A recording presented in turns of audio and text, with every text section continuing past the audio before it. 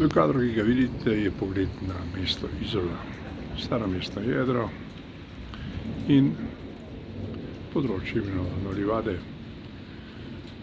Kot kaže trenutno, ni večjih nevšečnosti v mestu in tudi napovedani nevihtni oblaki, ki naj bi prišli iz Italije, trenutno še niso na tem področju.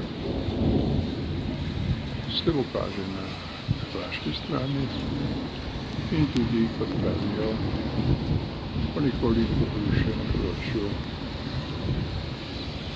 Krasa in Gorice. No, v Izoli, kot vidite, trenutno ni težav, nekoliko grmi, rahlo dežuje in to je tudi trenutno vse, česar so deležni prebivalci tega območja.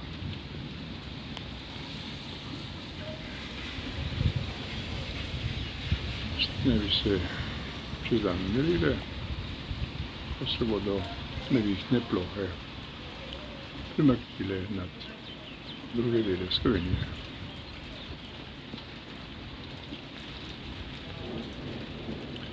Rdeči alarm pa je napovedan za primorsko in notranjsko regijo. Ostale dele Slovenije sledeč podatku Arso ni napovedano. Upajmo, da bo res tako.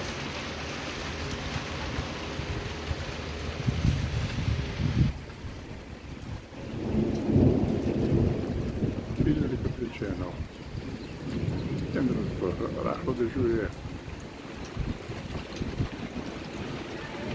ni pa ne burje in je tudi posvetega